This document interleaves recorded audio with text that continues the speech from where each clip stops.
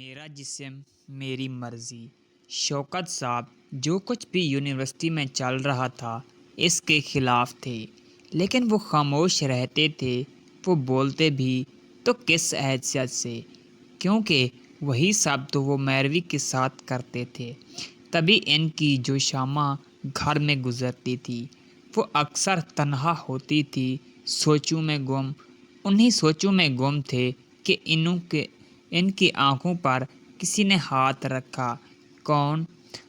ہاتھوں پر ہاتھ پھیرتے ہوئے وہ اسے پہچاننے کی کوشش کر رہے تھے۔ عائشہ میری بیٹی۔ اٹھ کر انہوں نے اسے گلے لگا لیا تھا۔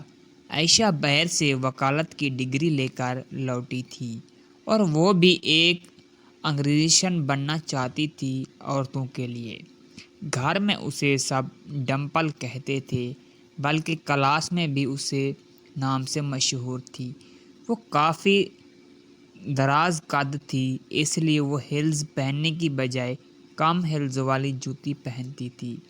وہ میک اپ نہیں کرتی تھی اور سادگی کو بے حد درجہ پسند کرتی تھی۔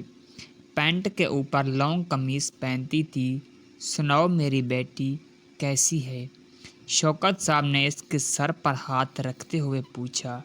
بابا میں تو ٹھیک ہوں، آپ بتائیں کیسی چل رہی ہے یونیورسٹی؟ یونی کو چھوڑو، تم اپنی بتاؤ۔ اچانک خبر دیے بغیر ہی آ گئی۔ انہوں نے اس کا دھیان یونیورسٹی سے ہٹا دیا۔ بابا بس ڈگری مل گئی اور اب کچھ تجربے کے لیے کسی اچھے وکیل کے ساتھ کچھ کام کرنے کے بعد میں اپنا کام شروع کروں گی۔ اور بابا میں عورتوں کے لیے کچھ کرنا چاہتی ہوں۔ یہ سنتے ہی اس کی آنکھیں پھٹی کی پھٹی رہ گئی۔ میروی سے لے کر تحریم اور زینت تک تمام کردار اس کے ذہن میں ایک سی ڈی کی ڈسک کی طرح گھومنے لگے۔ میں نے تمہیں باہر پڑھانے کے لیے اس لیے نہیں بھیجا تھا کہ تم یہاں آ کر ہماری روایت کو لہرانے لگو، اور یہ کرنے کی اجازت میں تمہیں ہرگز نہیں دوں گا۔ یہ بات تم سمجھ بھی لو اور اپنے دماغ میں اچھی طرح سے بٹھا بھی لو، اور یہی تمہارے لیے بہتر ہوگا۔ انہوں نے سرد میروی سے کہا اور اٹھ کر کمرے کی طرف چلے گئے۔ عائشہ پریشان بیٹھی سوچ رہی تھی کہ ان کو اچانک کیا ہو گیا۔ اس نے صرف ایک تجویز ہی تو پیش کی تھی، اس میں اتنے غصے والی کیا بات تھی؟ لیکن وہ اس غصے کے پیچھے چھپے گہرے رازوں کو نہیں جانتی تھی۔ تحریم ہسپتال کے آئی سی یو وارڈ میں موجود تھی۔ جس گاڑی سے وہ ٹکرائی تھی اس کا ڈرائیور اسے ہسپتال چھوڑ کر چلا گیا تھا، اور سب ڈاکٹر اس کے ارد گرد موجود تھے۔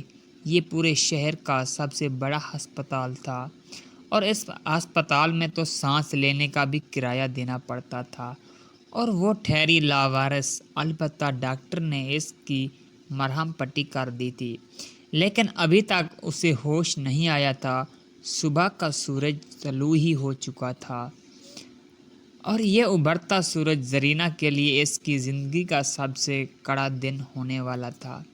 صبح سویرے اٹھتے ہی وہ حشاش بشاش یونیورسٹی کی طرف روانہ ہوئی، کیونکہ وہ جانتی تھی کہ اس کی ہی پہلی پوزیشن آئے گی، اور خود سے زیادہ اسے اپنے آپی نور کے لیے خوشی تھی کہ وہ آخر کار آج جہیز کا بندوبست ہو جائے گا۔